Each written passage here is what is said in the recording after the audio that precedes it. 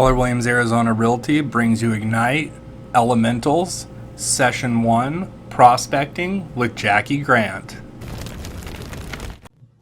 All right, so good morning, you guys. We are going to be talking about prospecting today, and Jacque Grant is here to share with us a little bit more about how she prospects, what prospecting looks like in general, and how you can really use it to be actively lead generating for appointments. So if you were with us last round, you know, Jacque has great energy and has a wonderful just value proposition and culture about her. She's also an ALC member, runs our culture committee, and it's just an absolutely like one of the most caring people I've ever met in my life, and really connects with her clients. So you guys are going to learn a ton from Jacque this morning about prospecting. I'm going to turn it over to you, and just let me know if you need anything on this end.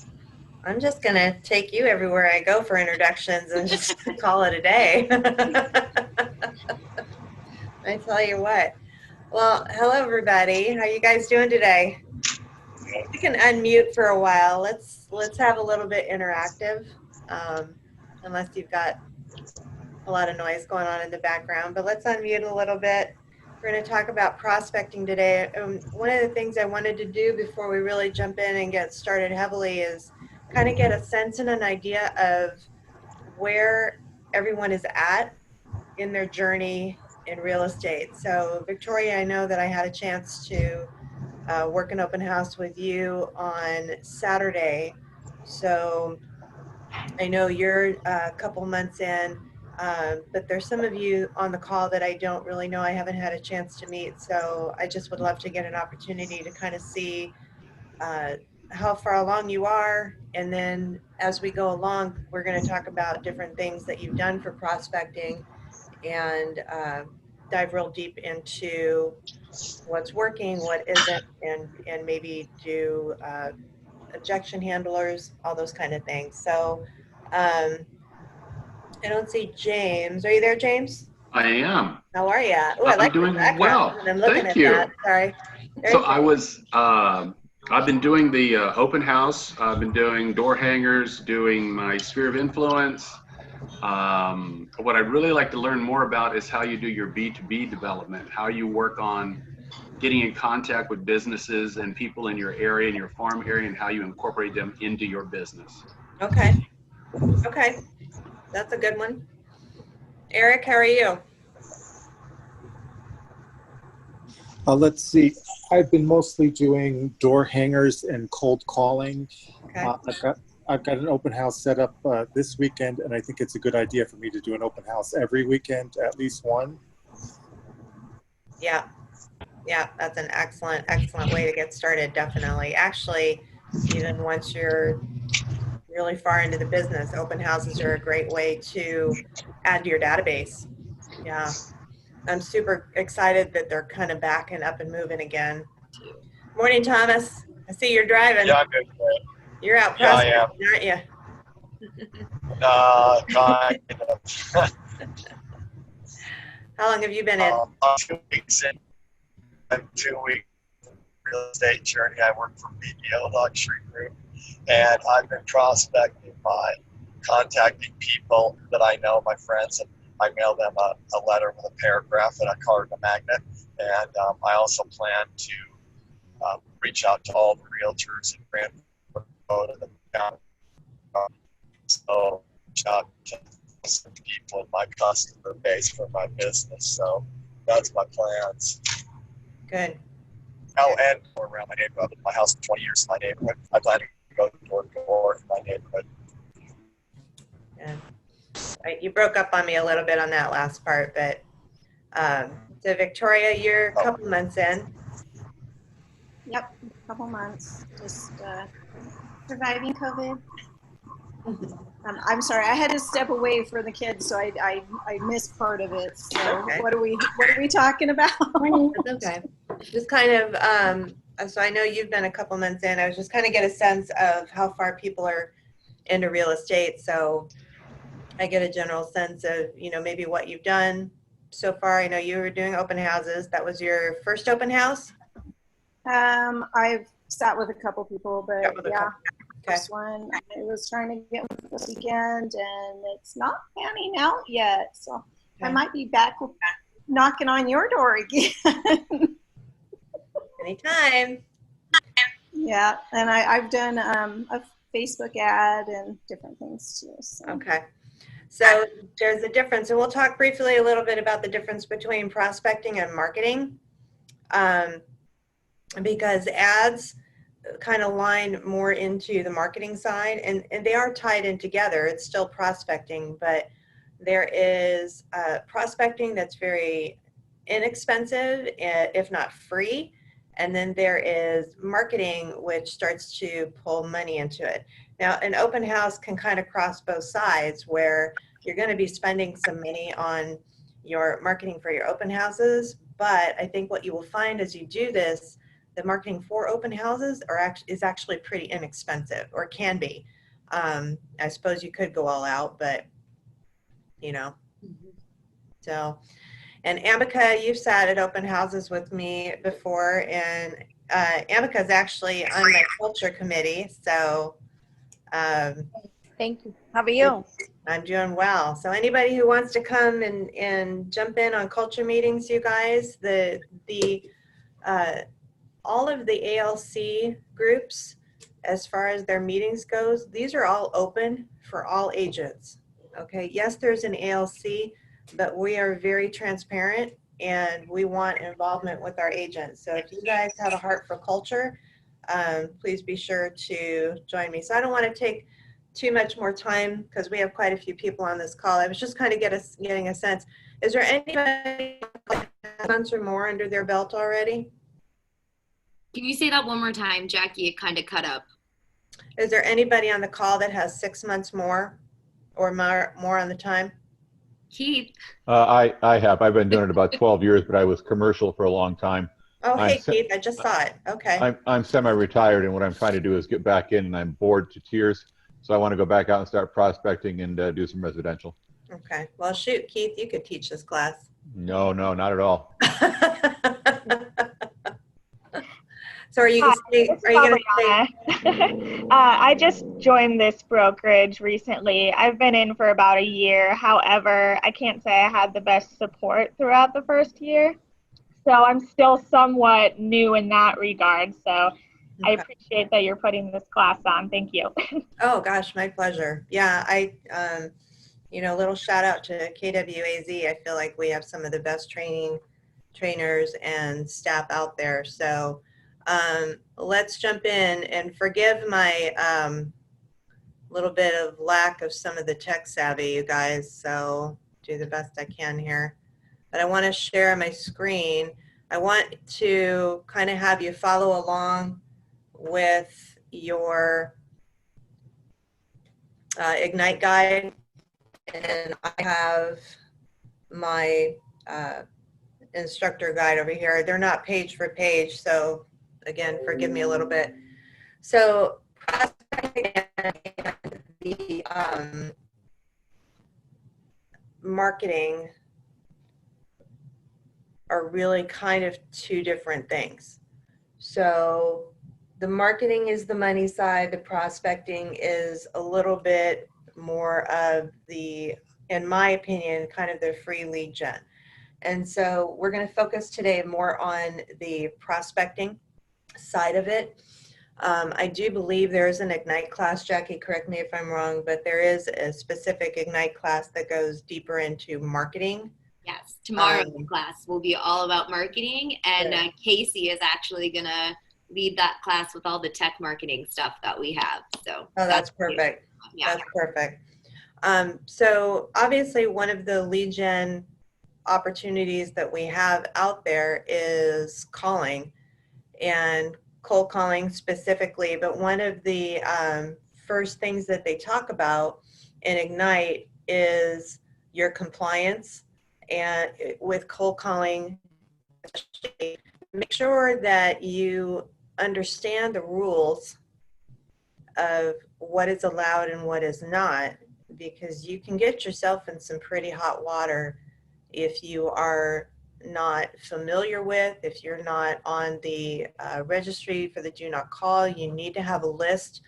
I know that there are companies out there. We used to have one in the office. I don't know that we have that anymore, but we used to have access to an organization that gave us information as to local people that we could call and ones that we couldn't. So there was a do not call list of specific people, and then there was a call list of ones that were okay. So as you guys are in your coaching and your training, be sure that you understand those rules. We did have a young agent probably a year and a half or so ago, and man, he is a fireball. He has no fear. Super solid rock star agent, but he got himself in what could have been some pretty sticky waters and could have lost his license, could have been fined tens of thousands of dollars, because he was young and did not understand fully the rules of the do not call list. And they're serious about it. And if you are calling someone that's been getting several calls from several people, several agents, and they get tired of it and report you, it can be an issue. Okay. So be sure that you're following the rules. So that's kind of all the information on that. I won't spend too much time on that. And so this page basically talks about the different prospecting opportunities. So you have prospecting there on the left, and then the marketing tools. Again, they kind of all tie in together, but prospecting more of door knocking, cold calling, holding open houses, networking.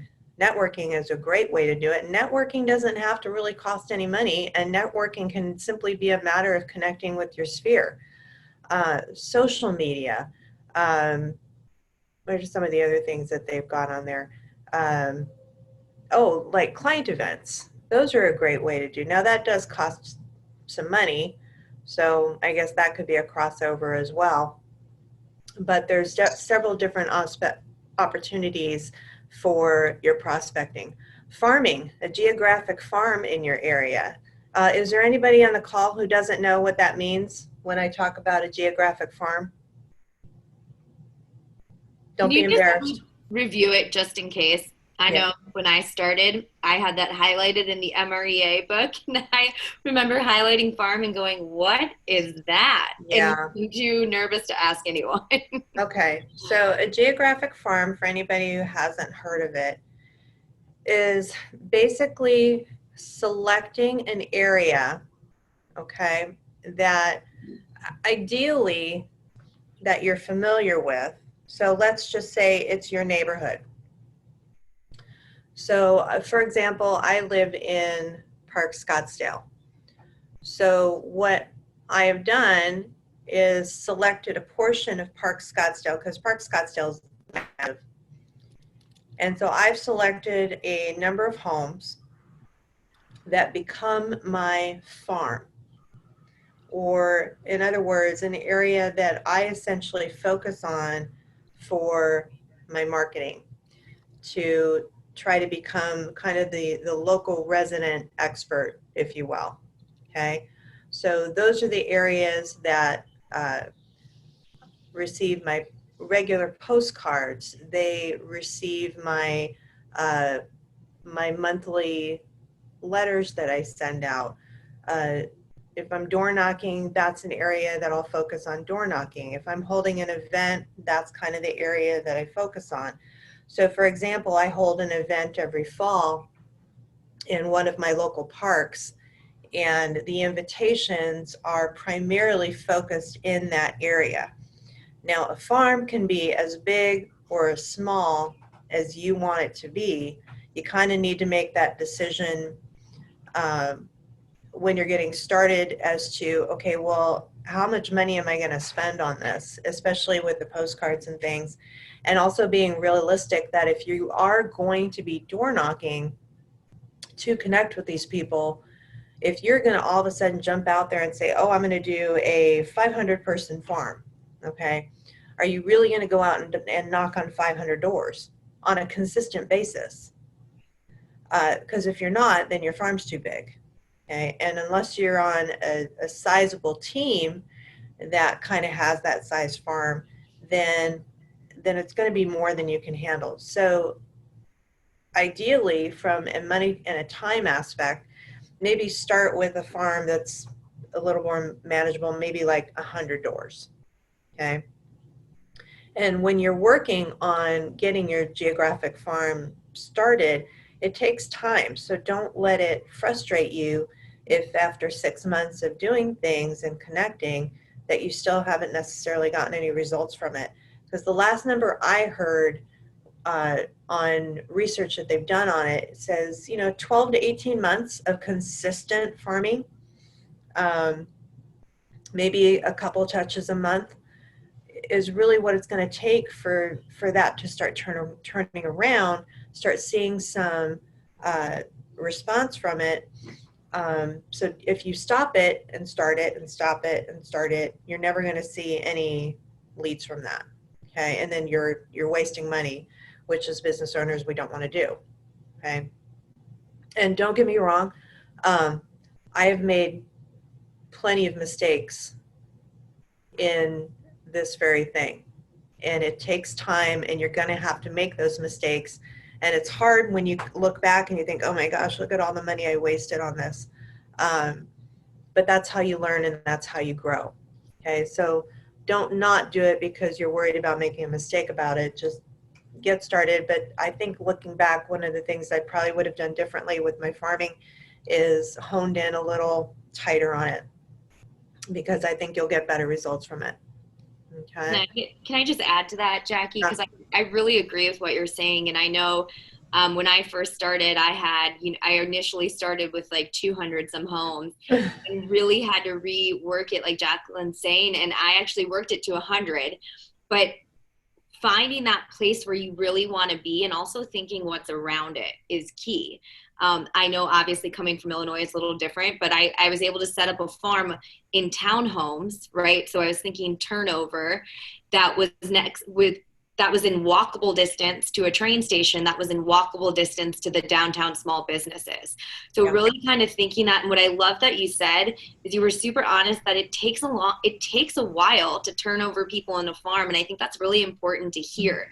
You have to be consistent with setting up a plan for door knocking, letting them see you in person, so that when they get the mailers, they're recognizing and putting two and two together, but realizing that farming, right, just like you plant a seed, it takes time to water and nurture and let it grow. So kind of knowing that if farming is going to be a strategy, knowing and understanding that strategy could take a little bit longer to produce results. But once you're in there and results are going, it can be extremely beneficial. Yeah. So really understanding and hearing what Jackie said about that is super important. Yeah, you have to be patient when you're doing a geographic farm. That is really all about patience. It really is. Because if you only give it a couple of months and let's say you mail out 200 postcards and you don't get any response, and you say, well, this doesn't work. No, it won't, because 2 months is not enough for somebody to kind of see your face enough. Think about all the mail you get over the period of a couple of months, and how many postcards do you get? And how many of the postcards do you really look at? So it's going to take time and consistency for people to see your face and see your name and see your logo and your brand, and really start to get to know you. And you need to provide value. Don't just throw a postcard out there and just say, hey, use me. It won't work. You need to provide something of value. So what that looks like is going to vary on where you're focusing on.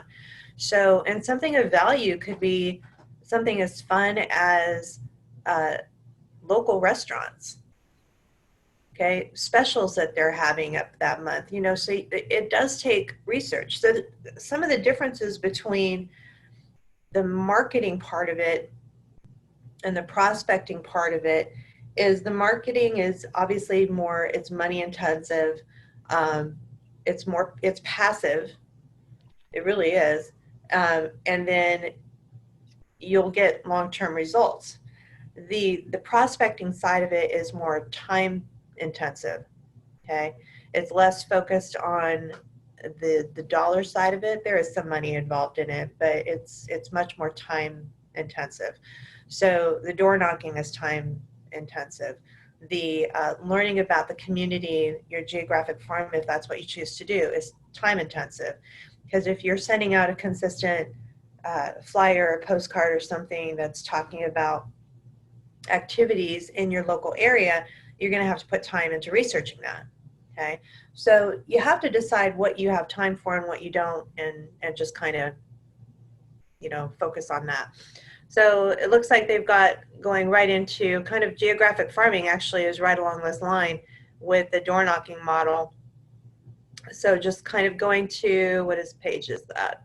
Page 5. So the 4 A's: approach, act, ask, and advance. So approaching, you need to know your scripts. You really do. And if you're going to ask me to be completely 100% honest, I hate scripts. But I do them, and I do learn them because they are important.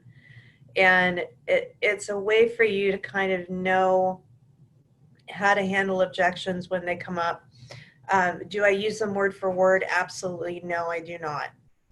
Do you need to learn them word for word in the beginning? Absolutely you do. And so when Jacque is doing scripts with you, there is a method and a reason to it. And this doesn't come from me. This comes from agents that are far more successful and been doing this much longer than I have. But it is important to practice and study your scripts on all different levels. Your listing scripts, your buyer scripts, your prospecting scripts, your door knocking scripts, your cold call scripts. They all serve a purpose. They're all important.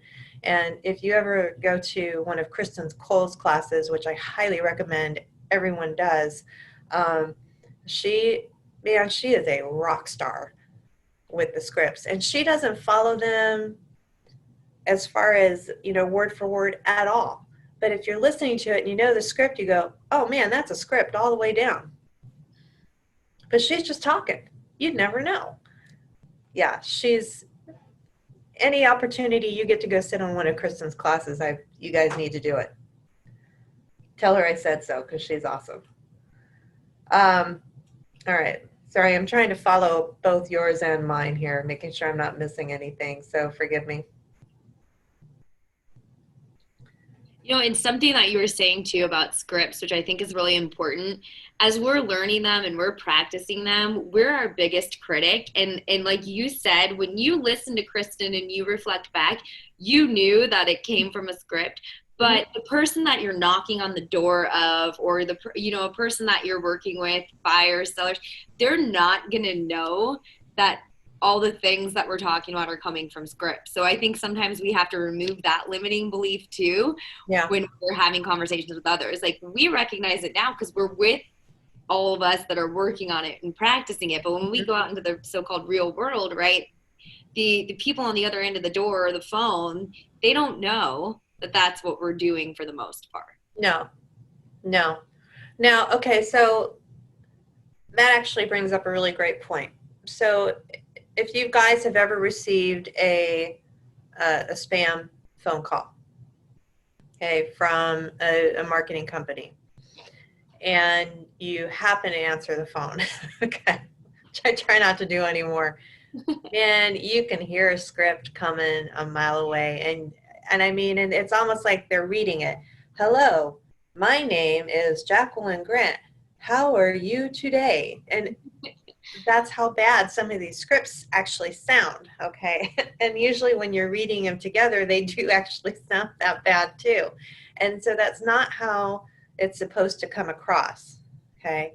It's supposed to be you. You're learning the script so that you can kind of internalize the dialogue and understand responses and turn it into you, okay? Because if any of you have sat through even 5 minutes of scripting, you can pretty much know, oh my gosh, who talks like that? Nobody talks like that. So it's not meant, and it's funny because I actually did have a coach that said, oh no, this is verbatim, this is what you say. I will lose more clients than I gain. Yeah. Okay. So learn it. It's important. Internalize it, and then use that knowledge and the script and turn it into you. Okay. So it's kind of a acting or a balance of, yes, you change it, but you don't. If that makes sense. Yep. I don't know, Jackie, does that make sense? Yeah, it's exactly right. Like we learn it to learn the facts and the education behind it. And then that's what makes us who we are, is by internalizing it and speaking how we would normally speak. Yeah. Okay. And as far as door knocking goes right now, I wanted to kind of talk about this a little bit too, because we're in a very different world today. And door knocking in our current situation may not be received really well. Should you do it? I don't know. That's totally up to you as an individual agent. Okay. Each of you have to do what works for you. And there are agents out there that are rock stars when it comes to door knocking. I am not one of them. And I will never pretend to be. So you have to, I think, approach this with a little bit of caution and with a little bit of, well, always integrity, but some understanding that you will get some pushback right now, especially, okay, more so than probably ever. So giving them their space, so that area where it talks about approach, knock and step back to create space, I believe that probably of anything right now, this is the most important key factor. You need to give them their space, okay? Have a mask with you. I don't know that I would wear it, because that's a little creepy to me, that you're going up to somebody's door and you've got a mask on. But if they happen, because there's some super friendly people out there, if they happen to want to invite you in their home and you're comfortable with it, there is some safety things there that you have to be aware of too, just for their own safety and kind of protecting them. Just have a mask with you. I don't know very many that will invite you in with everything happening right now, but you know, it could happen. It could happen. As you are going through your scripts, make sure you're not just talking, make sure you're listening. I think that's super important, and that's kind of where the act comes in. If you get off of your script, that's okay, because they may want to talk about something totally different. It's really just more about building that relationship, especially if you are working your farm area. Okay? You want to build a relationship with the people that you are prospecting in your farm. If you're outdoor knocking for an open house, it's about potentially building a relationship for a future listing. You know, maybe they may not be ready right now, but if you can develop a relationship with them for, you know, maybe they're moving in a year, you know, add them to your database, put them in a smart plan, and stick with them if you're able to get that much information from them. Or, you know, honestly, you don't even have to get information from them, because sometimes what you can do is, if you connect with somebody face-to-face door knocking and there's a good kind of a vibe there, write down the address, look up their name on tax records, and send them a thank you card with your business card. Okay, put them in a smart plan that way, because now you've got their name and their address. The only way that wouldn't work is if they happen to be a renter, which you might be able to get that information too. Okay. The ask in advance, obviously this is if you've been able to kind of have a longer conversation with them. And again, comes down to the scripts. And then if you really are able to get into it, then add them to a smart plan, get their name into your database, because really it's all about growing and building your database at the end of the day. You guys have covered the 410s, right, Jackie? Yeah. Okay. Who knows how many you're supposed to add to your database every day?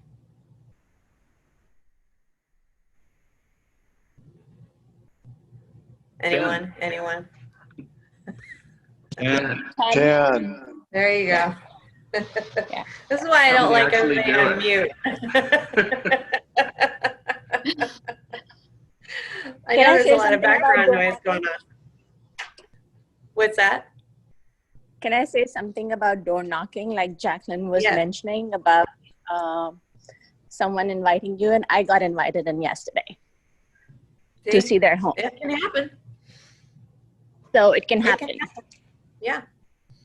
There's still a lot of very friendly people out there that are very over this whole thing.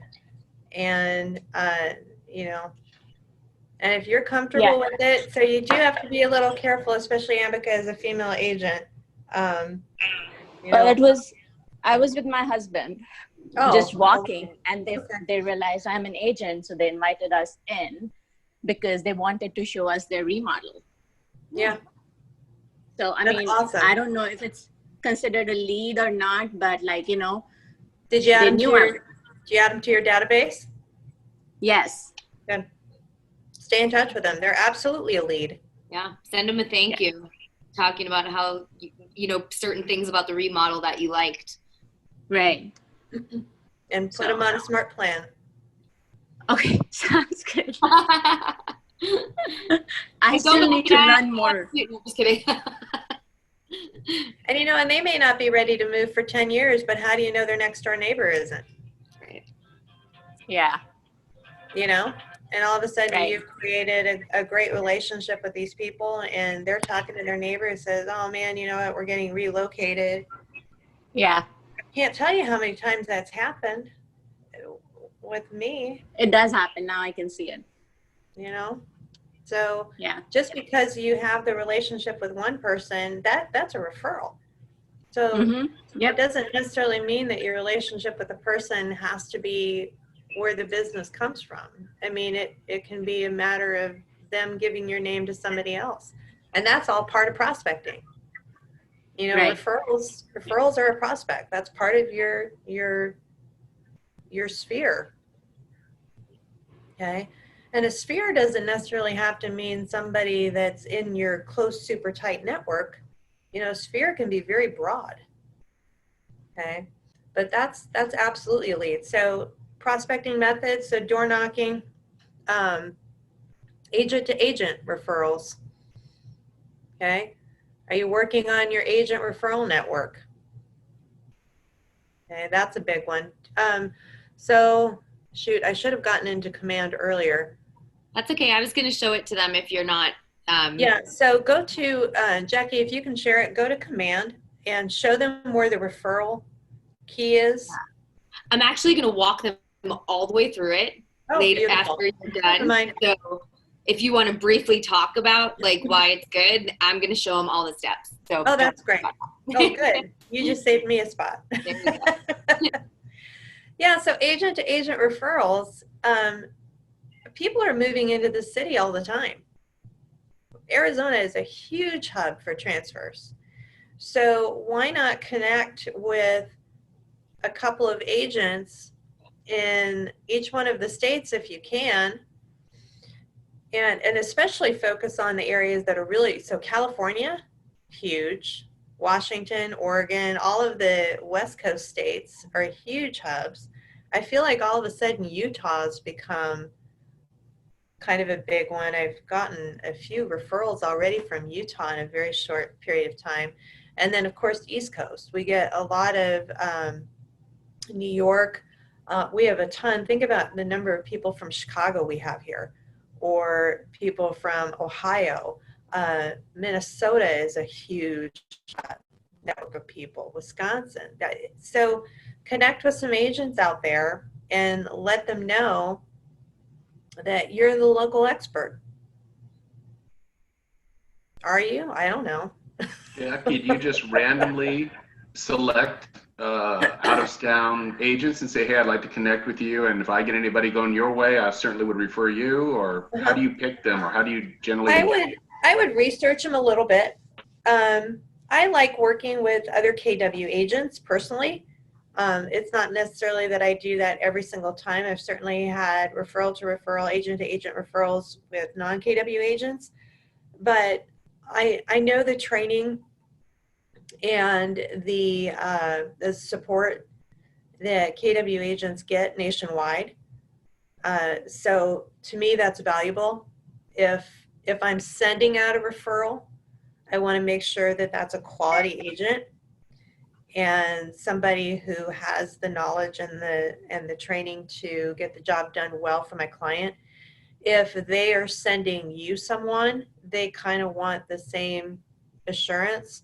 So obviously, as a newer agent, your responsibility is to learn and take in, and you're doing what you need to do. You're in Ignite. Mm-hmm. Okay. So take your time to study your contracts and know your addendums and your counters and know your market. Know the areas that you're not going to work in.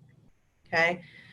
Because just because you're willing to drive an hour maybe to Buckeye, if you don't know Buckeye very well, is that really the best thing for the client? And so sometimes you have to take that into account as well. And there's been situations where I've had agents call me for referrals and I've sent them to a different agent. So that will happen too. And it sucks a little bit because you're kind of giving away, you know, an easy referral opportunity. But if you have to drive an hour for showings, possibly a few times a week, is that really worth the time that you're taking away from other prospecting activities or other marketing activities that could earn you better income, faster income, grow your business better? I'm not going to tell you as a new agent not to take opportunities, but think about what you're accepting. Don't just jump on everything that comes your way. Okay. And James, when we go into the demonstration on command, I'll show you a little bit more about how you can learn about the agents and actually send them individualized messages too. Yeah. So that's one of the great things I will say that command has now that we didn't used to have, is that agent to agent connection. And they do have an opportunity to find you and you find them and learn a little bit about them and the areas that they work. So you can research them, you know, call them, talk to them in person, see if it's somebody that you would want to work with if you were the client. You know, do they come across really hard and nasty and, you know, it's my way or the highway kind of thing? Is that somebody you want to send your client to? Or are they somebody that gives you value, knowledge, knows the area they're working? So, you know, take the time to get to know them and give them the opportunity to get to know you and want to use you as well. Okay. Because not very many agents are out there doing that agent to agent networking. And I think it's a very valuable tool, again, because of the number of people that we have moving into the Valley on a daily basis. So, and that's free. Yep. That's free prospecting. You know, the only thing it costs, okay, so the free part, maybe not, is the referral fee. But 75% of something is better than 100% of nothing. Yep. So I'll pay a referral fee all day long. Okay. And then when you set up those agent to agent networks, you do kind of have to stay connected with them too, or they will forget about you. Okay. So open houses, this probably as a new agent, I'm going to say, is probably the best way to get started with growing your database. So get out there and do open houses. It's a way to grow your database. It's a way to get to know neighborhoods. It's a way to get into homes, to start seeing floor plans, start learning about builders. It gives you an opportunity to invite the neighbors, again, whether you're doing the door knocking or if you're just doing maybe the door hangers.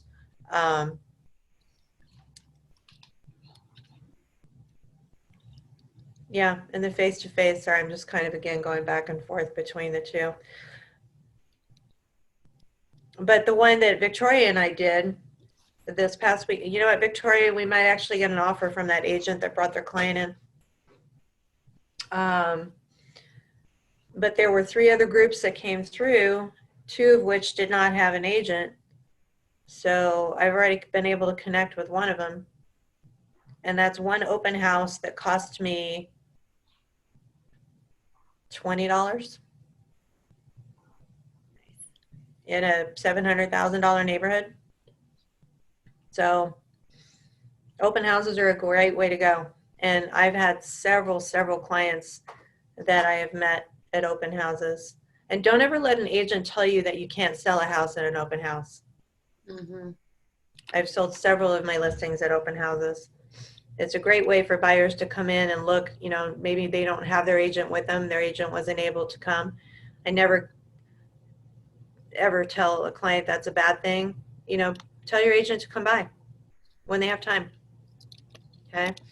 And then the house of the open houses. So it gives you the opportunity. You call the area to invite them, send out emails and texts to your sphere saying, hey, I'm holding this open house. Put it out on social media. I mean, Facebook, if you're not running an ad, is free. So put it on your social media pages, put it on KWAZ, put it on Build a Business page. Absolutely. I don't know how much you guys have talked about that, but for Facebook, you definitely want to have a personal page and a business page. Ask people to share it. Okay, because if they share it and it's coming from your business page, now people that you don't know are seeing that. Okay, and then obviously once you're doing the open house, then you have the face-to-face people get their contact information. There's methods with that, and I think that you guys, again, in a different class, kind of go through the different methods, Jackie, as to how to make that connection, how to get their information, and then the follow-up after. And the follow-up is really the most important part, because if you're not following up within probably 24 hours, they will forget who you are, because you more than likely were not the only open house that they were at that day. And again, add them to a smart plan. I always send a handwritten note. If I can get enough information from the individuals coming into the open house, I can look their address up if I know that they own. And they get a handwritten note from me with a business card. So again, it's just another way to stay in touch with them. And then once again, there at the bottom, it talks about the do not call list. So they're just trying to really emphasize the fact that you need to be careful with that, as to if you're choosing to do cold calls, just be careful. Okay, so on this page, I'm going to disagree with one thing on this. I was going through this the last couple of days, and it says set yourself up 7 to 10 days in advance. If you are planning in this market that we are in right now, if you are setting up and planning an open house 10 days in advance, there is a very high probability that house is not going to be available.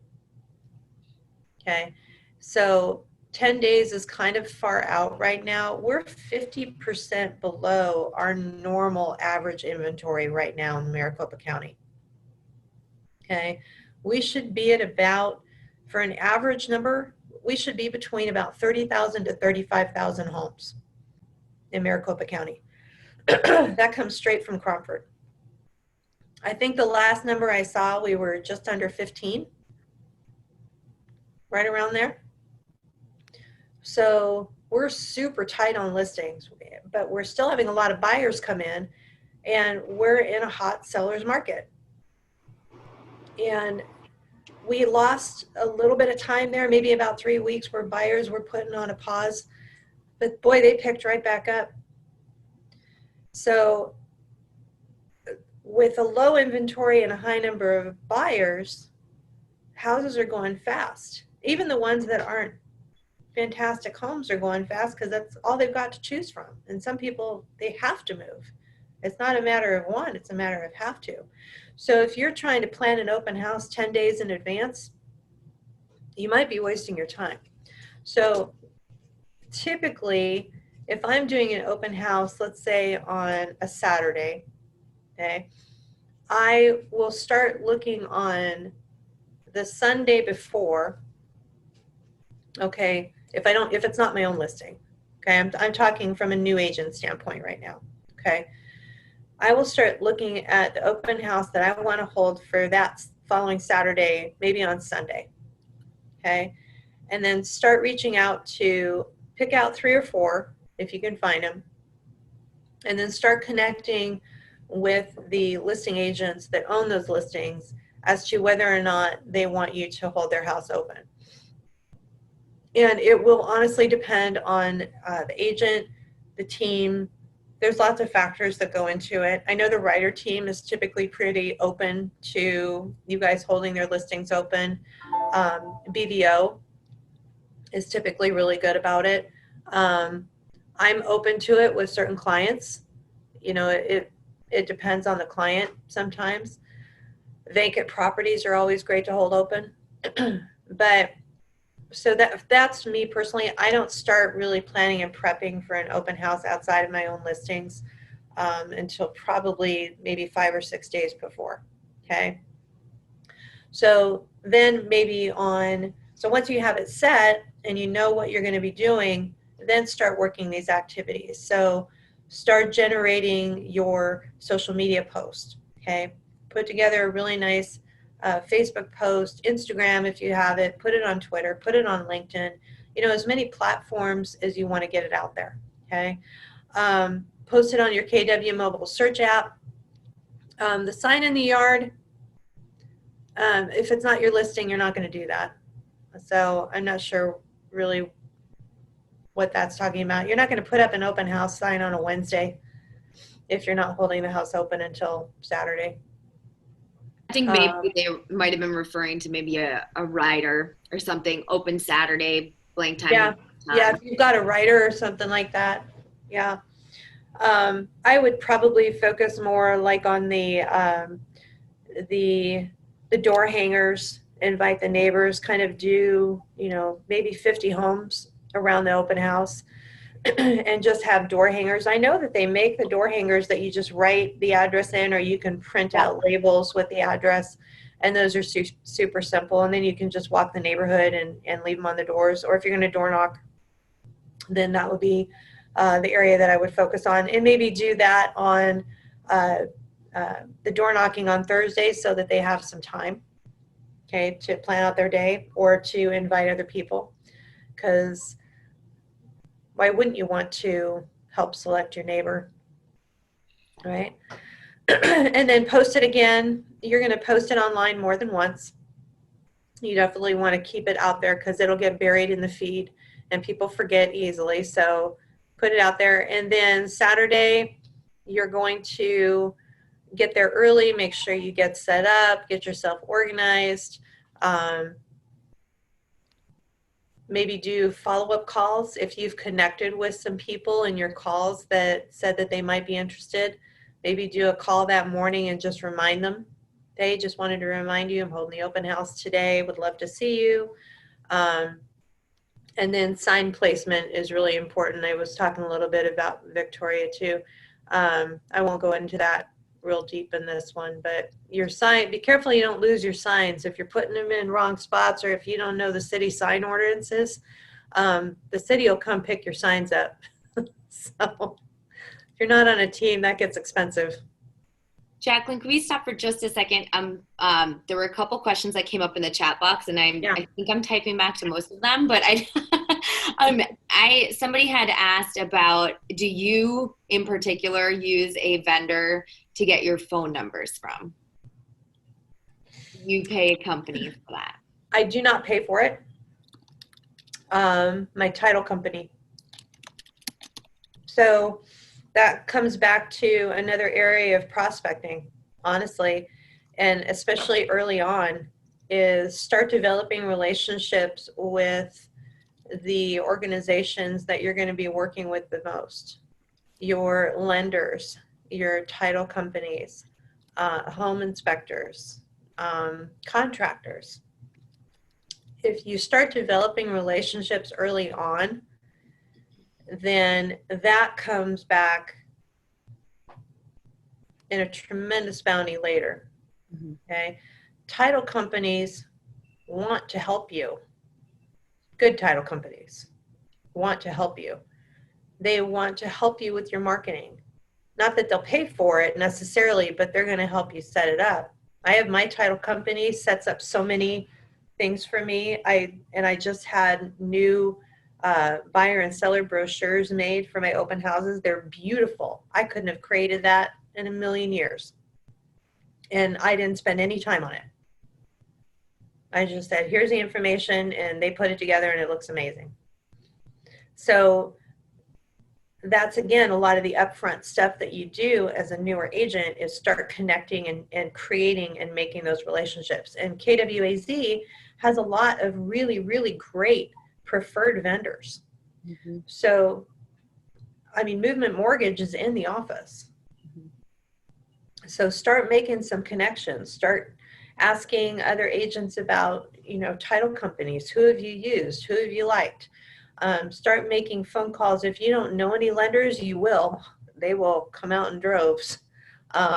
You're going to end up having more lenders coming after you than you know what to do with. So you need to find, there's good lenders and bad lenders, just like there's good agents, bad agents, good title companies, bad title companies. So you need to ask around. And I think something just to point out with that too, just to remember when you're forming those relationships and asking to partner up and asking for that information from a title company or mortgage company, please make sure that you're reciprocating that by, you know, at least sharing them as one of your preferred vendors with your clients. Because I think there are certain companies that will, you know, offer to do more than for agents. And it's also our job then to, you know, reciprocate that and follow up with them and share our gratitude and present them as one of our options to our clients too. So that's just really important to remember. Yeah, don't start asking them for a bunch of stuff and then never use them. You know, because that's kind of one of the reasons that they do it. They want to, obviously they're networking and they're prospecting from you. So they're trying to create the relationship with you by giving you these materials or doing things for you. My lender, one of my lenders, will put together open house flyers for me, and they're beautiful. And what he does is he actually takes the price of the home and then has the breakdown of the costs, closing costs and everything of what that would look like in an estimate with a VA loan, with a conventional loan, with a 5% down, with the FHA, so that when I'm at the open house and they don't have a lender, which a lot of them don't, I can say, okay, well, this particular property, here's a breakdown of what your monthly might look like based on your down payment. And the lender does that for free with the opportunity to potentially receive a lead from me by sharing that information. So, which is another thing not a lot of newer agents know, but lenders will hold open houses with you sometimes if they're available. My guys do it all the time. It's a great lead generation source for them too. A lot of people coming into open houses don't have lenders already set up, don't have pre-quals. So, and another question about open houses was how many signs at a minimum do you personally put out? A minimum of 6, but it depends on the house. So like my listing in Chandler right now is super easy to get to. I mean, it's right off of the main street, so it doesn't require a ton. And again, you do have to know your sign ordinances. You do see some of these like big teams. So keep in mind, you guys, you will see on corners, you have open house sign, open house sign, open house sign, open house sign, open house sign, and there'll be 20 on one street, okay? Those are the agents that can afford to have their signs taken away from them, because the city or most city ordinances will only allow one sign per corner, okay? And at about $35-ish a pop, depending on the type of sign that you purchase, you know, do you really want to have all your signs taken away from you? Because you won't see them again. Another thing to know is places like Greyhawk, for anybody not familiar with the Greyhawk area, you can't use your signs. You have to use Greyhawk signs. Okay. So if you're looking to hold an open house in Greyhawk and you don't have a Greyhawk sign, you're going to need to connect with one of the teams like BVO to borrow some signs from. Okay, and they're heavy. Oh my gosh, are they heavy? They're the big wood ones. They're massive. And then Scottsdale Ranch has really strict sign ordinances too. So be super careful with that, because you'll go out after an open house and all of a sudden your signs will be gone. Were there any others? So a minimum of 6, but ideally, typically between 8 to 10. Depending on how hard the house is to get to. And that brings up another really good point when you're looking at open houses to hold. If it's not your own listing, the easier it is to get to, the better. If you've got to make 20 turns to get to a property, your open house prospects of people coming in is going to drop dramatically, because they'll give up after about turn 5. Like, oh no, forget it. Unless they're very specific about going to that house, but kind of your drive-bys, okay, probably won't follow it that much. So be purposeful when you're looking at the open houses to hold, okay, and look at the map. And if it's in the middle of nowhere, there's another one to think about. Think about the traffic on the way out there. You know, if you're out in 85262 in the middle of the preserve and there's only 6 other houses around you, how many drive-bys are you going to get?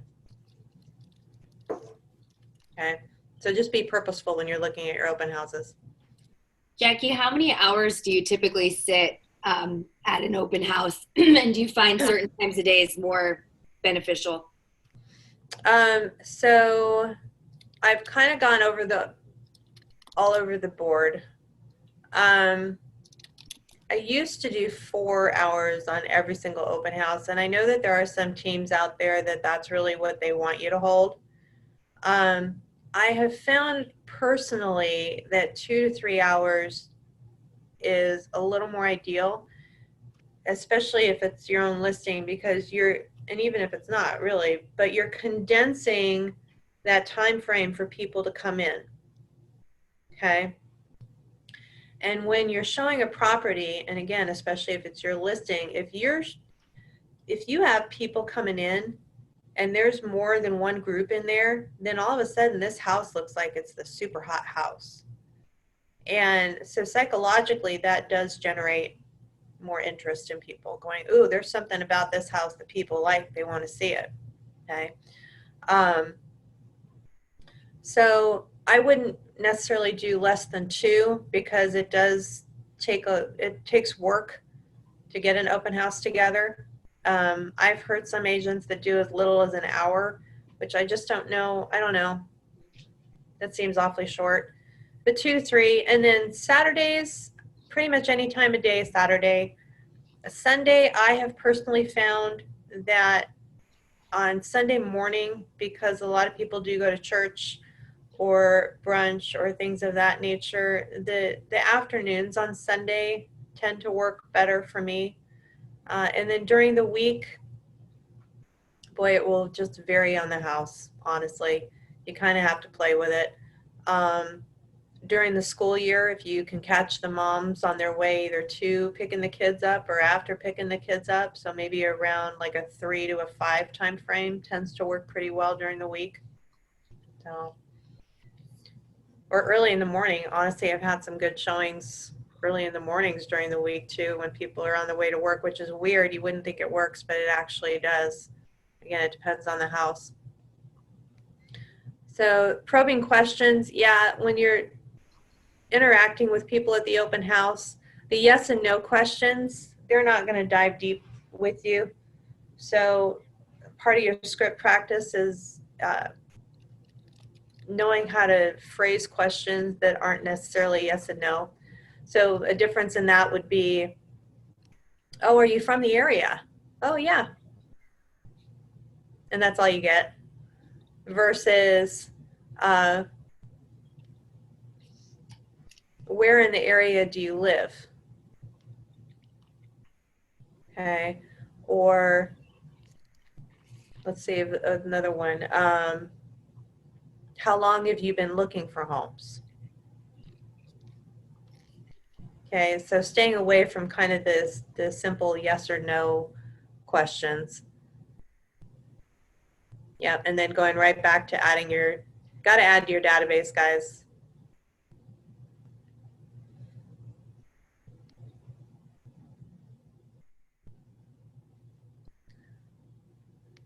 Sorry, just trying to remember where this part is going with. So social media, especially for the open houses, I think social media for me is a great way to advertise the open house. It's a great way to create interest for the open house. And for those of you who don't know MLS very well, I know I have a couple of seasoned agents out there, but MLS actually has a direct share button that you can share and advertise an open house directly from MLS. So when you're setting up an open house and you're asking another agent to allow you to hold it open, just simply ask them, may I promote this for you? I don't know of a single agent, I'm sure they're out there, but I don't know of a single agent is going to, oh no, I don't want you to promote my listing. But like Jacque said, you have to ask. That's really important. Yeah. So even if you think you're like, helping or doing a favor, before you promote somebody else's listing, please ask. You have to. Yeah. Yeah, because it would be weird, especially if you're not holding it open and all of a sudden I see my listing out there being promoted by somebody else. That would be weird. Now, if you ask me, because I have been asked before, hey, I live over by this listing of yours, not necessarily holding it open for you, but would you mind if I promote it for you? You know what? Promote it for me. Great. Give me credit as a listing agent, but promote it. The more eyes on it, the faster I sell it, the better I look in front of my sellers. So you won't get very many no's from me on that. Depend on, how somebody would approach me. But especially if somebody's holding an open house for me that I can't get to and I can't hold my listing or one of my listings open on a weekend, yeah, promote it. Talk about it. Get more people there. Let's get this house sold. But you do need to ask. That's super important. And then, creating a nice flyer. There's a really great tool, if you guys want to write this down, called Michael Lewis Marketing Suite. And I know that Command has the ability to create flyers now too. I haven't seen, I know that they've been updating a lot of that lately as far as their templates, but I haven't seen up to this point a whole lot of templates that I really loved. So you can create a really beautiful open house flyer on Canva. I use Canva Pro because it just has a lot more features on it. But Michael Lewis Marketing Suite and KW is affiliated with them. And they have some beautiful flyers that you can customize and add your logos, add your photos, add it, and it's easy. You can download them for free, print them at the office, print them at your home, and use them at your open houses. Super inexpensive way to promote an open house.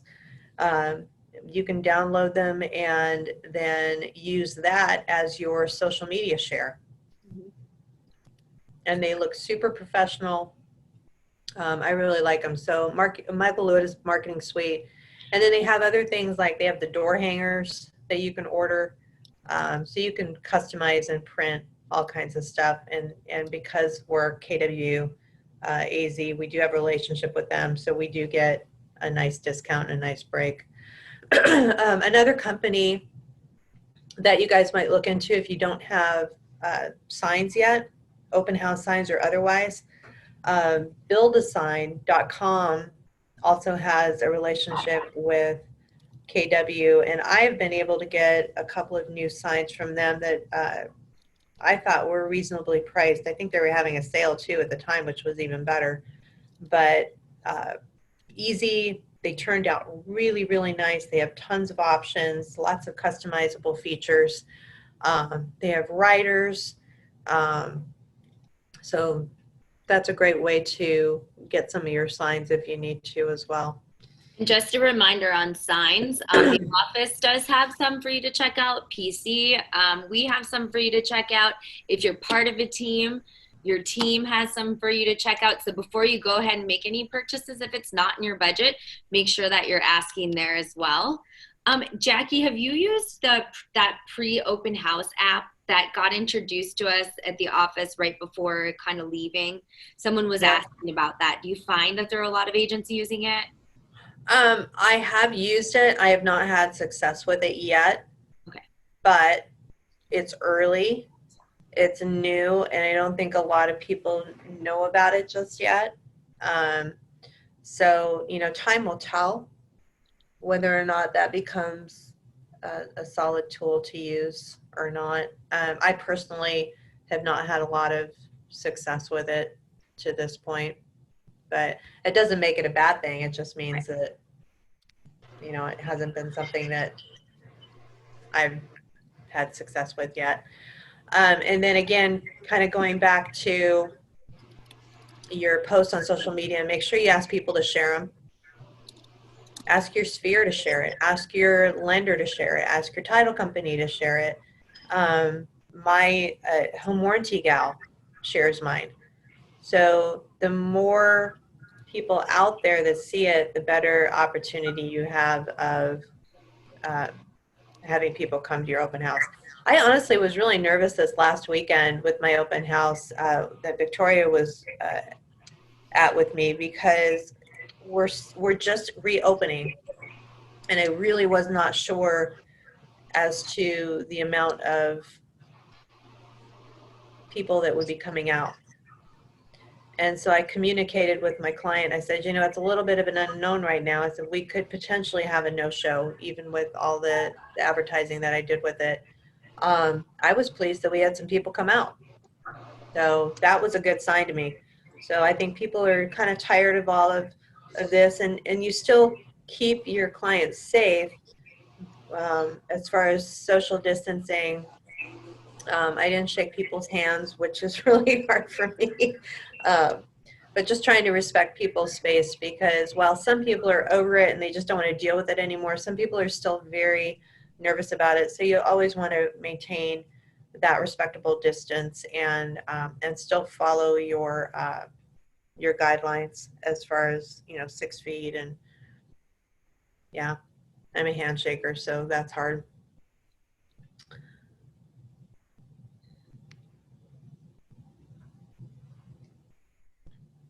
So, and then kind of connecting too with your sphere with social media. So one of the things that they talk about in a lot of sessions is don't make everything you post all about business. You'll lose your audience. So it comes back to that 80-20 rule, okay? 80% kind of more personal and fun. Let them know who you are, let them see who you are. It doesn't mean that business isn't necessarily incorporated into it somehow, but make it 80% kind of personal and about you, and then 20% business. Okay? Have fun posts out there, funny posts out there, family posts, out at the park, out at the restaurant. I mean, I take pictures of food and post it, and that's the interaction. Okay, and you're going to maintain, but that's prospecting. Okay, and that's just it. You're doing social media, you're kind of having fun with it, but you are prospecting. Okay, you are connecting with individuals, and when they like or when they comment on one of your posts, comment back. Pick up the phone and call them. How you doing? What's going on? 9 times out of 10, it's going to come back to real estate. Okay, so prospecting isn't all about just connecting with people you don't know. Most of my business is referral based, and referral based from my sphere. So prospecting largely is connecting with the people that know, like, and trust you.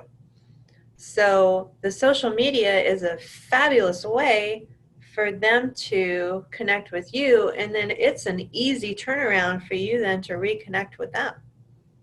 Pick up the phone. Hey, thanks for commenting on my post the other day. Said that you thought that was funny. I just wanted to call and say hi. I hadn't talked to you in forever. What's going on? Make that part of your 10 phone calls a day. Okay, the 10 calls or whatever number you're doing. Okay, you're going to hear different numbers. I know some people do 3 hours of phone calling. I don't have that in my day. So I'm very purposeful with my phone calls, and I plan that ahead of time. Who am I going to call tomorrow? Okay, and so I have that as part of my time blocking. And if you're purposeful about it, a lot of times you're going to get a referral. Oh, you know what? My neighbor's getting ready to sell. Oh, that's fantastic. Will you do me a favor and send us a group text introducing us and just looking at for the opportunity, and then you take it from there. But they probably wouldn't have thought of you if you wouldn't have made the phone call. Okay? Look at birthdays the day before they happen. So in your social media, or in your Facebook posts, check out birthdays coming up, okay, and do one of two things, or three really. Message them the day before in Messenger and just say, hey, I know your birthday's tomorrow. I wanted to be one of the first ones to wish you a happy birthday, whatever you want to say there. Send them a birthday card. That blows people out of the water. I get more phone calls on birthday cards than probably anything else. I can't believe you remembered my birthday. Well, it's right there. It's on Facebook. So just stay ahead of it. And then the third thing you can do is pick up the phone the day before. Okay, if you don't have their phone number, then just message them. But if there's somebody close in your sphere. And so that comes back to that 80% rule. That's not business. I'm not talking about business. I'm not going to bring it up. I'm going to let them bring it up. Hey, how is the market right now? Oh my gosh, I'm so glad you asked. What makes you ask that? Well, you know what? We might be looking to move in 6 months. There's your window. Okay.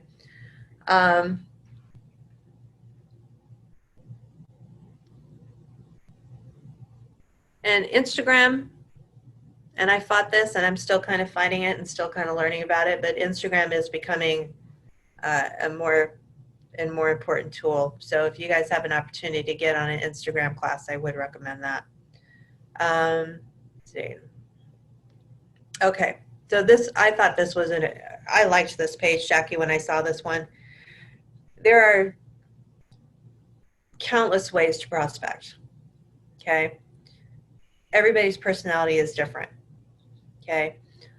Not every prospecting tool is going to work well for every agent, okay? So I think the important thing to do is, do you need to do every single one of them?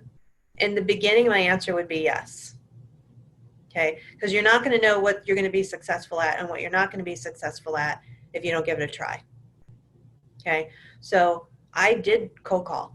I did door knock.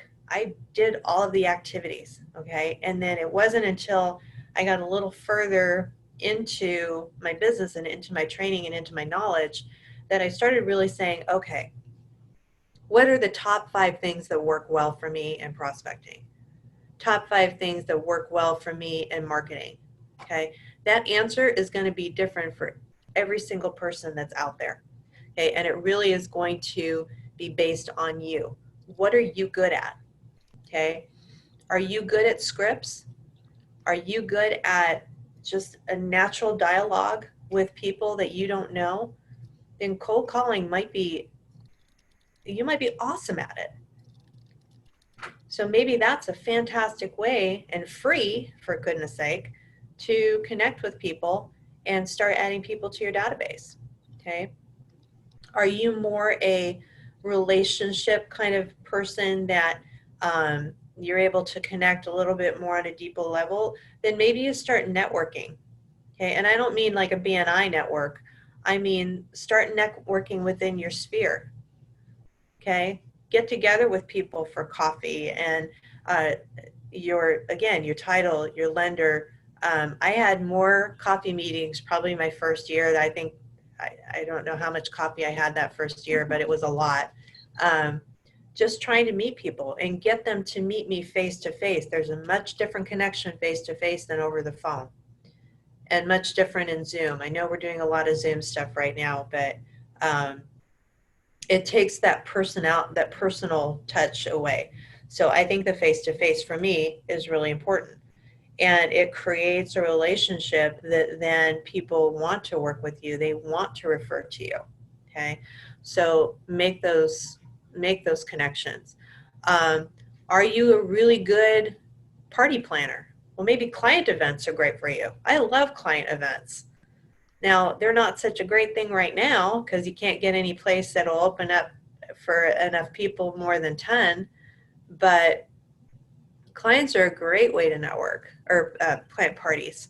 And however, Jacque, I'm gonna call you out on something you've done really well. If any of you guys were on the virtual Zoom happy hours that the Culture Committee hosted, that was Jacque connecting with vendors, connecting with people to have an event, do trivia, play bingo. So you were doing it, mm-hmm. and you were connecting even in this time. So I want to point that out, because hosting an event, though, yes, we'd love for it to be in person, mm-hmm. you did an amazing job connecting people that people weren't getting, so think about that too. Think about all the people that maybe don't have that. Maybe you're going to host a game night and invite your friends.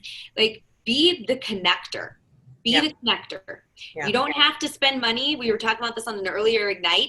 You don't have to spend money to host an event, right? You leveraged the Red Day, right? You invited people to Red Day. You can, once it opens, you can invite people to a trivia night at the bar and tell them you'll buy the winning team 1 round of drinks. Mm-hmm. And all you paid for then was 1 round of drinks. Yeah. So think about it in that aspect too. Like, you can event plan without having a huge budget. And I actually did do a happy hour game night for my sphere. Love it.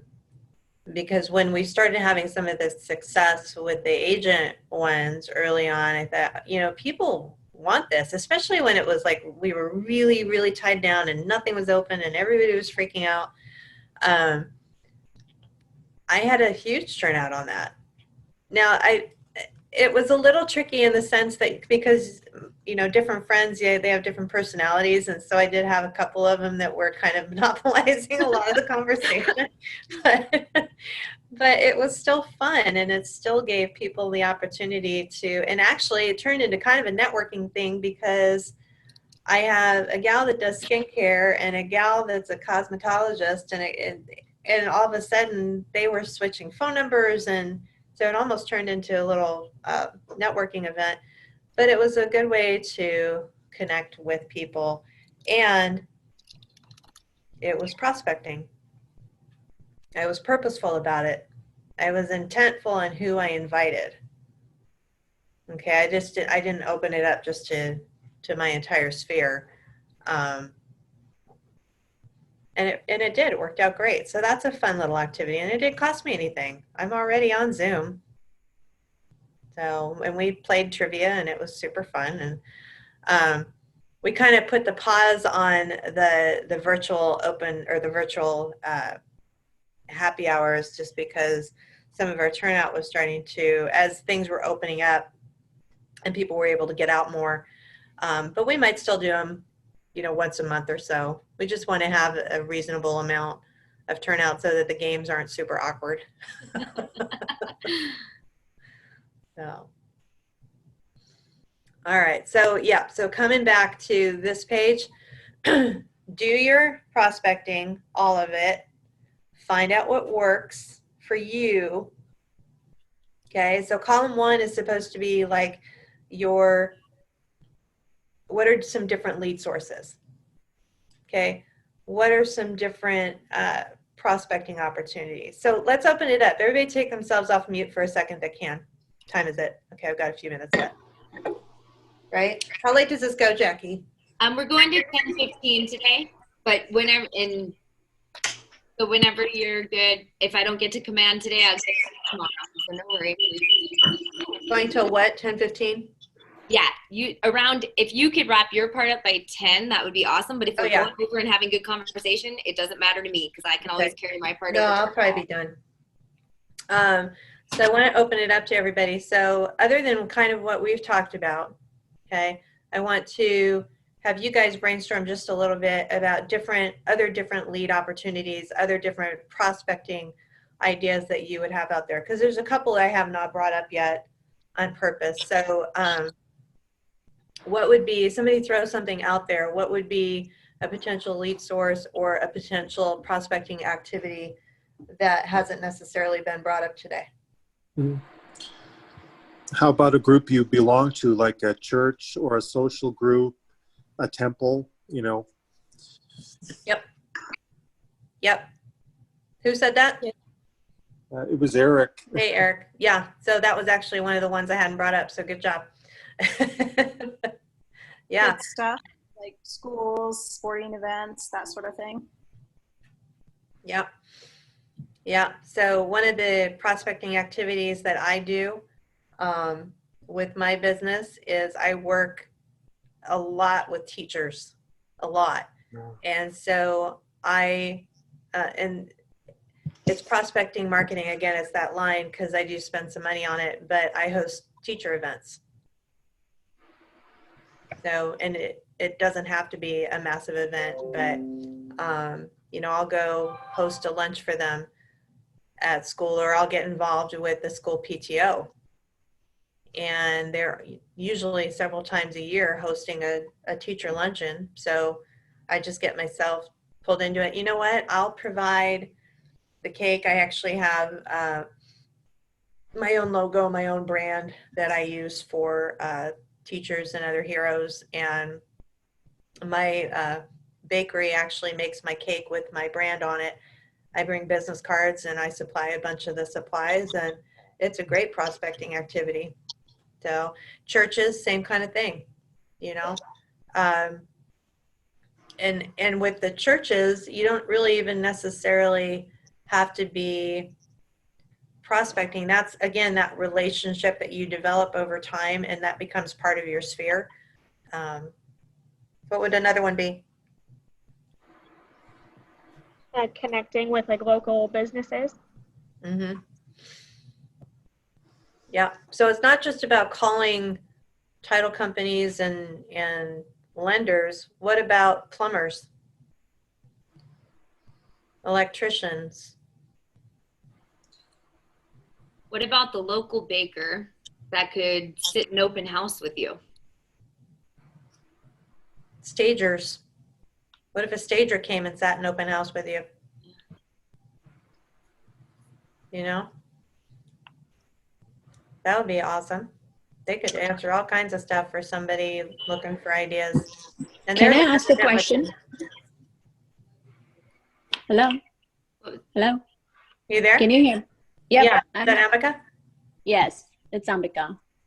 So I hear a lot about approaching all these vendors and, you know, furniture people, staging people. When you are new, and especially when you're new in the area, I mean, you know, we've moved here and we've bought furniture and everything. How are you approaching these people? For me, that would be very good to know, just because we did set up a home here and I know all these vendors and different people we used. I just don't know how to like approach them with that. So it's really just a conversation, you know, introducing yourself.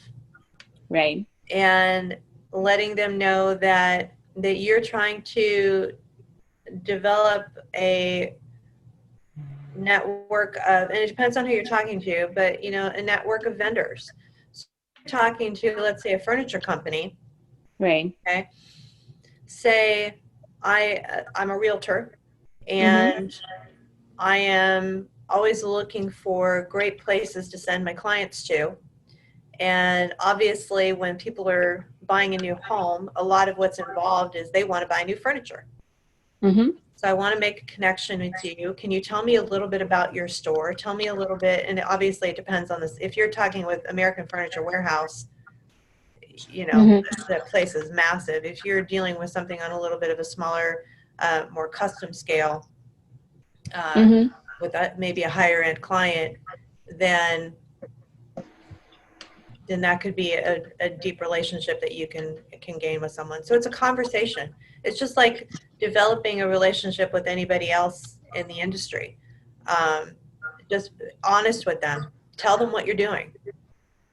Right. I'm developing a network. I'm trying to find people to send my clients to.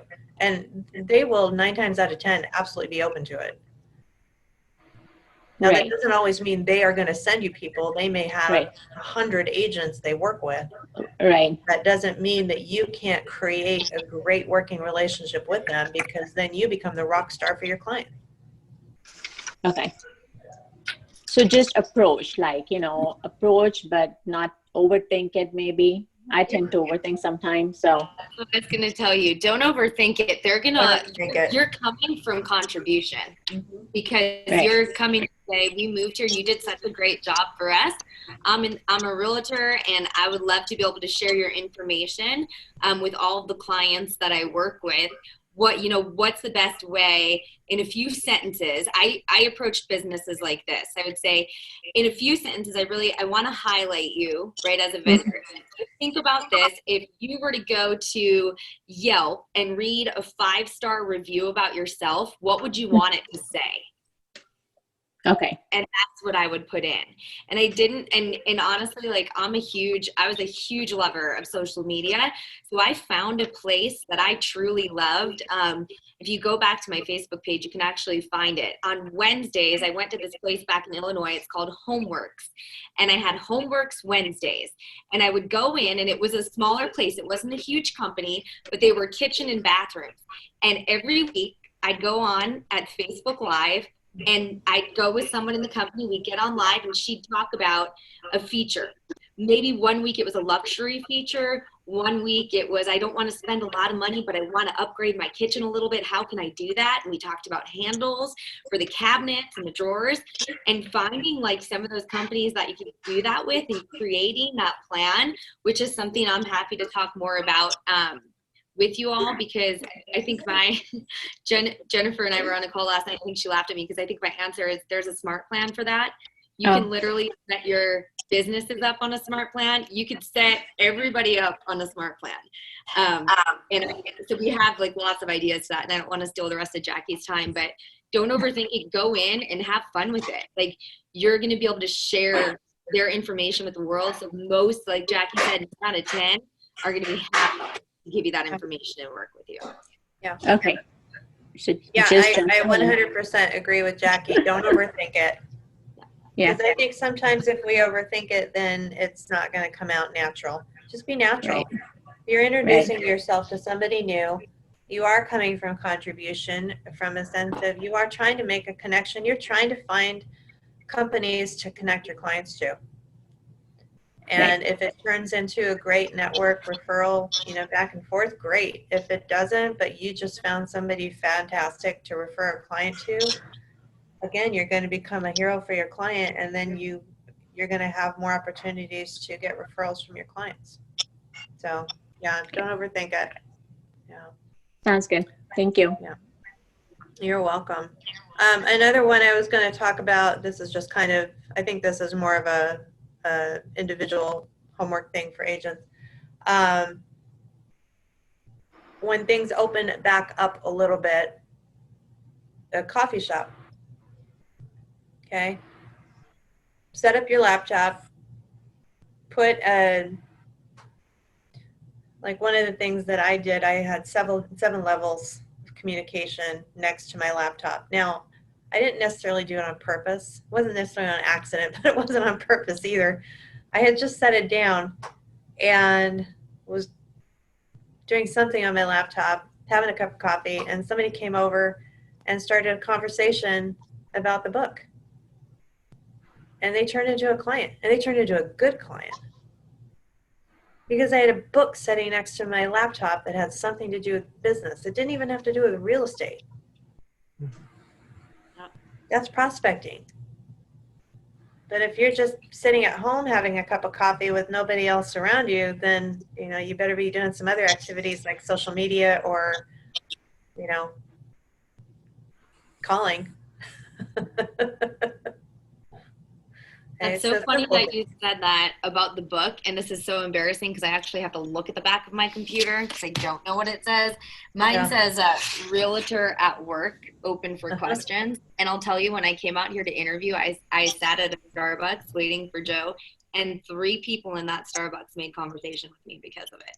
So it's something like so simple that some people are just looking for anything to make conversation. Wear your name badges, guys, when you're out and about. I've gotten a client because I had a name badge on. Oh, you're a realtor. Yes, I am. I need to buy a house. Great. I was really new in the industry. That one caught me. That one totally caught me off guard. I wasn't quite sure to do. I'm like, did that just really happen? Wear your name badges. I need to get better about doing that again. I kind of got away from it. So, well, I don't want to take up any. I know you guys have a lot of activities to do. I just had 2 showing requests listings that you need to respond to. Could you unshare really fast? I just want to give you 3 ahas. So if a few of you guys can unmute yourself before Jackie goes, we just like to share just our appreciation for you. So can 3 people unmute themselves and share a takeaway?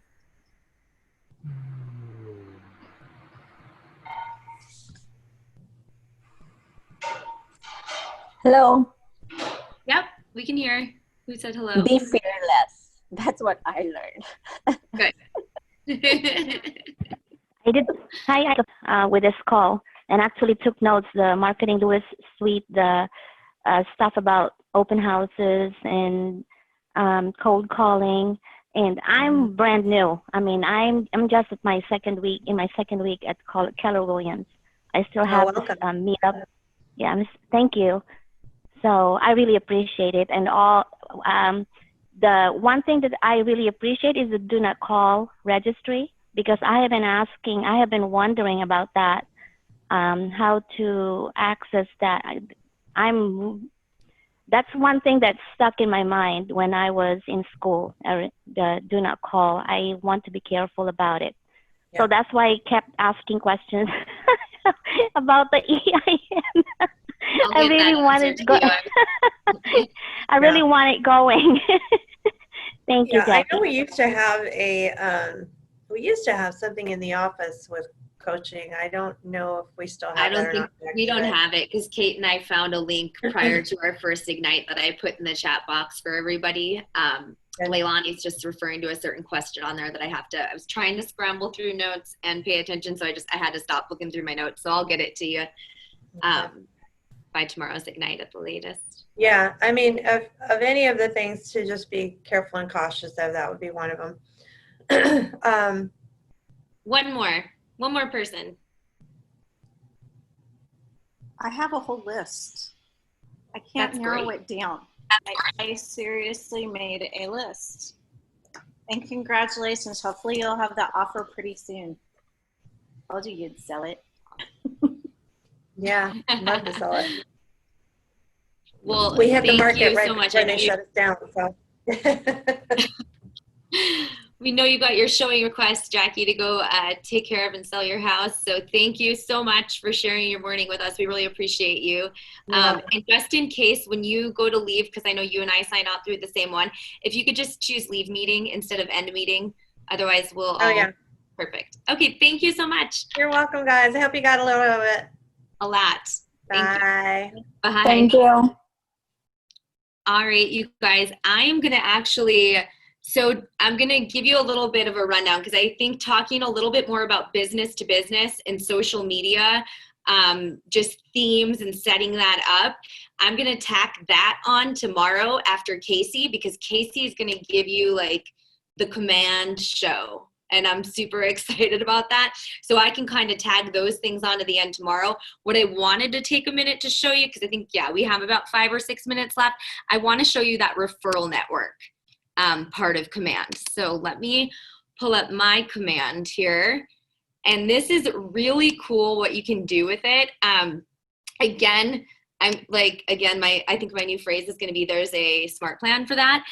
There's not one written yet, but I think if you're going to be somebody that dives into this referral network, the people that get added to your referral network, I think it's going to be super important for you to make sure that you're connecting with them at least on a monthly basis, whether it be a text message or an email or something to that effect. So over here on the left-hand side with the applets, this little raindrop looking thing with a person inside of it is your referrals icon. So you're going to go ahead and click on that. And then your dashboard is going to give you kind of your big overview of people that you might not even know are in your referral network that could have come through and you accepted them prior. You'll see if anyone has sent you an invitation to partner with them. You'll see that this gentleman has sent me a message and says he's an agent in Goodyear. Is there a way I can be beneficial to your real estate business? So you can choose to ignore it or accept it. And I'm going to show you guys how he went about sending that message. Okay, so you can accept that and then he just becomes a part of your referral network. So the way that you build your network, this is what's really cool. So let me I've got to move something here. Okay, so I'm going to go back to my dashboard. And I'm going to choose this button, Grow My Network. From here, there's a lot of different ways that you can do this search, okay? If you have somebody that's come to you and say, you know, I'm looking to move to Colorado, and you want to find somebody in Colorado, this tab, right, is going to be your map. So let's say Colorado Springs, okay? This tab over here, you're gonna see you can search by production, the production level of agents. You can search by market centers, people that are already in your network, and then I'm gonna talk a minute about referral patterns in just a minute here. But if you wanna search by, let's say, production, over here on the left now, I can use this other drop down. See how it says sort random? I can use this now. I can search by name if I'm searching for somebody, but then I can search by, okay, do I want to search by who has the most closed units? And then it's going to put it in order for me. Is this somebody that's moving to Colorado? So am I more concerned about the buy side? Do I want to see who works with the buy side? And then when that comes up, you can click on this link, okay? And you'll see, like I clicked on the Johnson team. So you're going to see everybody that's on his team. Now, if I click on his name, it's going to take you over to, I hesitate to use this term wrong, but maybe a landing page, and Casey will be here to help us with that tomorrow. But you'll see it shows Jeff Johnson, 388 closed units. He is the team leader of the Johnson team. You can read his bio. You can see the area he services. He's got his phone number and his email there. So you could actually reach out to him, read about him, and so on. Okay, so that was just, you can see even here, the team has done 388 units. This is the volume that they've produced. So that's ranking them in order. If you decide that you want to add that person to your referral network, you're gonna click the person icon with an addition sign, and then here you could actually send him an invitation.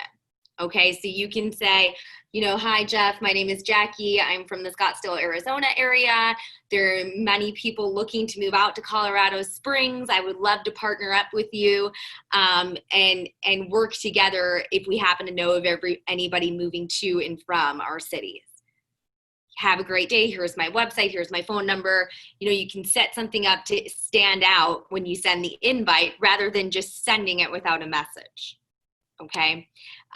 This button here is if you actually have a referral that you decide you want to share with him. So if I know I have a buyer, I can put in the referral fee, and then you'll see there's an acceptance deadline. So he's got 24 hours to say, yes, I'm gonna take this person, your referral, I'm gonna work with them, and we're gonna make a connection. We're gonna set up a separate referral agreement, or in 24 hours, it expires. So you can actually send a specific referral request if you had a client that was looking and you felt comfortable sending it to that person. Personally, I would add them to my network and call them and have a conversation, but that is an option. So again, in this, you could filter there as well. So I click the filter agents. You could actually say if you want them to have a certain number of closings, like if you want them to have had at least 20 closings, and you can say if you want certain ones in the listings or buy, or if you don't care, it's going to pull up any of their closings in the last 12 months. So you know that you're getting recent active agents, okay? The other thing that I found super helpful, and I'm gonna go ahead and kind of reset this because I don't wanna mess this up. And to make sure I do this correctly, I'm actually just gonna go back to the dashboard page so I can show you it's working properly. So another thing is we're trying to find out if we want to grow our network. We're trying to figure out, okay, well, from Scottsdale, where are people mostly going? So how am I going to make sure like I'm connecting with agents in states that most people are asking to move? Now I can tell you, like being from the Midwest, I know that a lot of people are moving from the Midwest out to Arizona. So I think, like, you know, Jacqueline was saying, it's a good way to start making some connections in Illinois and Indiana and Wisconsin.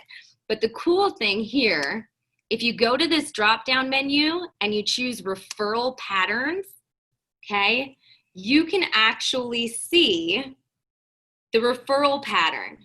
From Scottsdale to Littleton, Colorado, there have been 6% of people going out. So this is people from Scottsdale moving out. And these are the top 20 results. So from there, you could look at these areas and you'll even see like one of them's Goodyear because people don't want to drive that far, right? You can look at these areas and then you can specifically reach out to agents in Denver, Colorado, or Albuquerque, New Mexico. And then you can also reverse it, okay? So this is sent from Scottsdale out to those places, and then you can check received. So where do most of our referrals come from? And then you can look and see here's where they mostly come from. Anchorage, Alaska is huge. Maybe you want to make a connection. Kristen Cole Network, right? That's where she's from. So that makes a lot of sense that a lot of referrals are coming from there. Make a connection with one of her agents out there. Okay. And then again, you can choose, right? If I'm choosing Anchorage, then I can go back. You can see Anchorage has sent 44% to Scottsdale.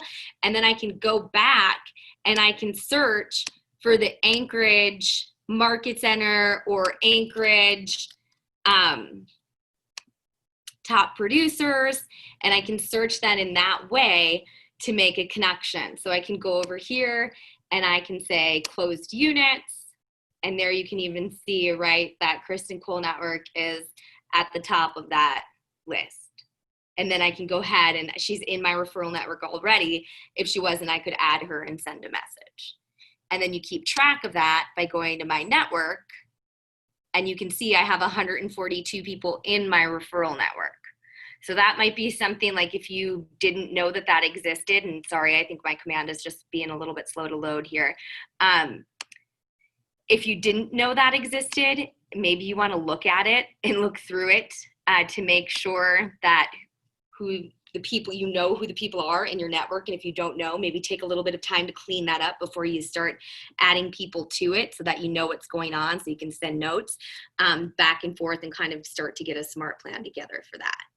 But that's kind of just in general what the referral network app looks like on command and how you can use it to your benefit. And I think in that grow my network spot where you're looking at referral patterns, I think that's going to be huge to help with your business. And I think I saw something come in the chat. Let's see. Does it only show production for when they have been with KW? That's a great question. On there, Aubriana, it said within the last 12 months. And honestly, I'm not sure if that would be total production if they came from somewhere else or if it's just KW, but that will be a great follow-up question for Casey tomorrow. So I'll kind of jot that down too and clarify that, because that's a really good question. Awesome. Any other questions about that referral network page or anything that we talked about today? I know we went a few minutes over. I appreciate you guys staying on. Anything else? Okay, so tomorrow Casey will be bringing us all the amazing command marketing side of things. And then we'll also spend some time talking a little bit about social media and business to business after he presents as well. Okay, have a great day, everybody. Thanks so much. This video was brought to you by Keller Williams Arizona Realty TV. Check out the rest of our channel for more amazing real estate training videos. If you like what you see, like and subscribe, and hit that bell so you get notified when a new episode comes out.